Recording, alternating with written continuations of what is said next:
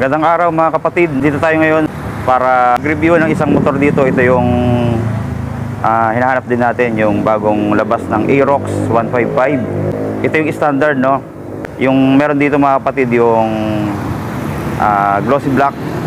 So alamin natin yung kanyang presyo and then yung installment mga kapatid. Then pakita na rin natin mga kapatid, no, yung bagong decals na nilabas ngayon. So abangan natin yan. Pero kung bago ka pa lang sa aking channel, huwag mo kalimutan na mag-subscribe and then click mo na rin yung notification bell para updated ka sa mga susunod kong videos. Then patuloy nyo ako i-follow mga kapatid sa aking Facebook page na Noxky Vlog. So God bless po. Shoutout nga pala sa Team Superbikes Florida Blanca sa pagpayag nila sa pag-vlog natin, ano. And then special thanks to Sir Argel, yung kanilang manager. Thank you po, sir. And also thank you kay Sir Cholo, yung kanilang sales representative. Maraming salamat po, sir. God bless.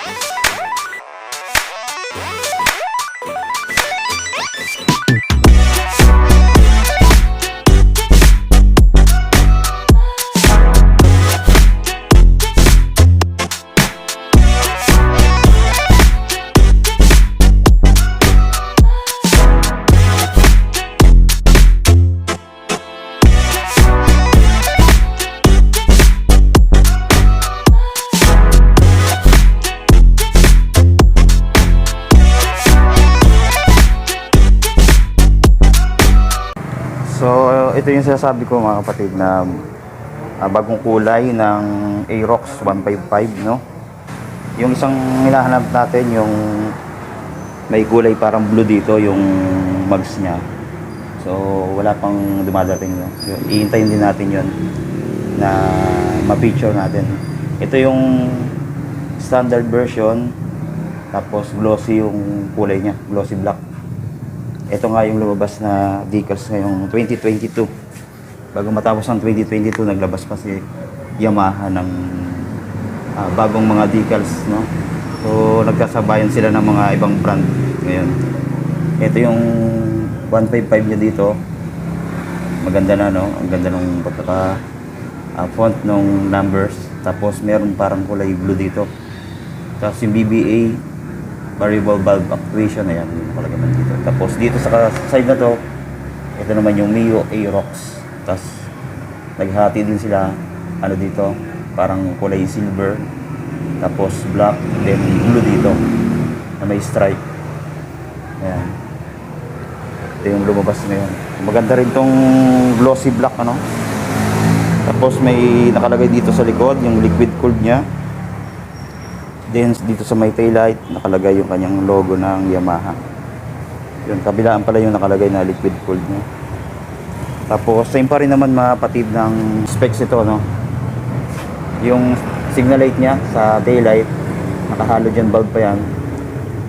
Tapos meron ding ilaw dito sa may plate holder. Tapos sa fender niya, yan makikita natin yung fender niya, napakalaki, no, malapad, tapos mahaba din. Hindi natin alalahanin na matalsika ng dumi yung likuran natin. Tapos sa gulong, ito napakalaki ng gulong niya, no. Tingnan natin yung size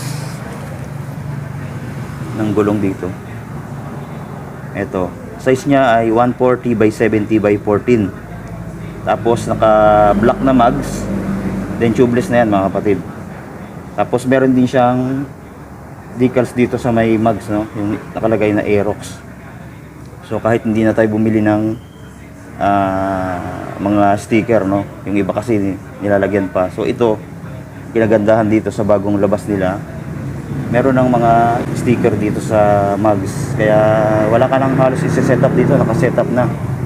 Ayan. So napakaganda niya. Tapos syempre naka dual shock pa rin. Yan yung kanyang stock na shock, ano. Tapos dito sa side na to, ito yung kanyang air cleaner, din yung panggilid. So wala na siyang kickstarter, no. Dahil ganyan na yung mga lumabas na mga motor ngayon. Napi-phase out na yung may kickstart, no. Tapos dito may side stand kill switch yan.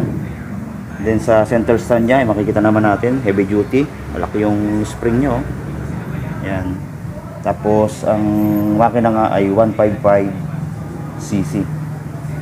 Tapos tingnan natin dito sa kabila yung size ng gulong. Dito naman sa harap 110 by 80 by 14. Tapos dyan din naka-mugs. Then meron din siyang decals dito. Tapos yung disc brake niya nandito sa may right side, ano. Yung iba kasi nandito sa left side. Ayan. Disc brake niya dito. Then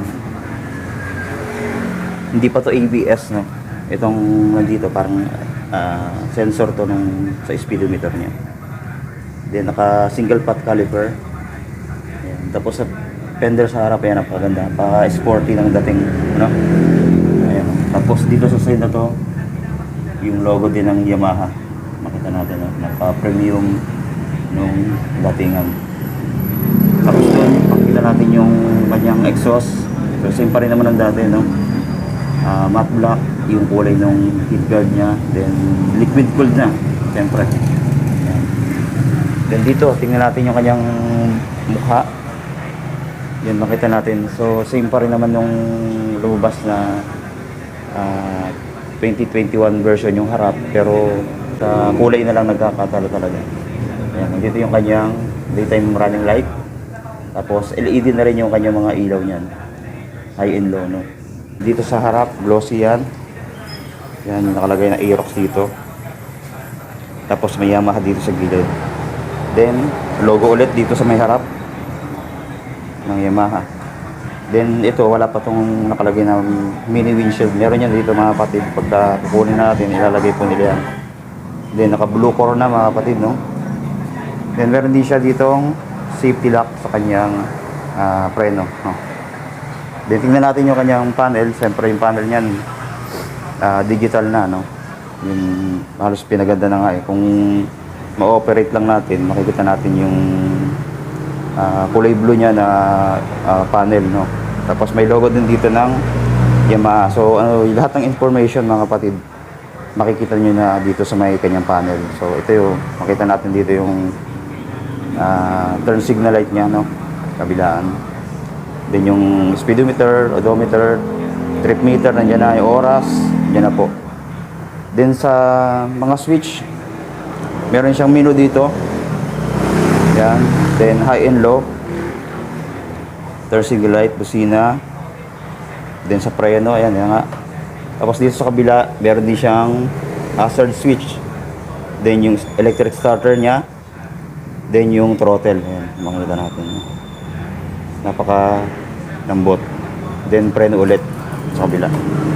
Tapos meron siyang Yamaha Connect, mga kapatid, makita natin ito, no. Pwede nating Wi-Fi yung ating cellphone dito sa motor na to. So yun yung kagandahan. Then standard nga to, mga kapatid, kaya may susi pa siya. Yung isang version nito, yung keyless version, no. Anti-theft na function, no, na ilalak din yan. Tapos ito yung kanyang susi. Ayan. Then nandito yung pindutan ng fuel, and then yung sa seat. Ayan. Ito yung fuel niya, no. Yung isang maganda rito, nandito na sa may labas, wala na sa loob. So ang fuel capacity nito ay nasa 5.5 liters. So same pa rin naman ng dati. Then makita natin dito sa upuan. Yan, napaka-premium nung kanyang upholstery, no. Ayan. Two-tone siya, mga kapatid. Meron siyang parang matte black dito. Tapos dito parang kulay ano eh, grayish siya, no? Tapos yung tahi, makikita natin yung tahi niya dito na kulay white. Yan, pansin na pansin siya. Tapos mayroong tatak ng Aerox dito. Yan, makikita natin, no? Dito naman sa may bandang OBR, no? Yan yung kinagandahan. Tapos tingnan natin yung compartment. Yan, ito yung compartment niya. So andito yung battery, mga kapatid, no? Safe na safe sa mga baha.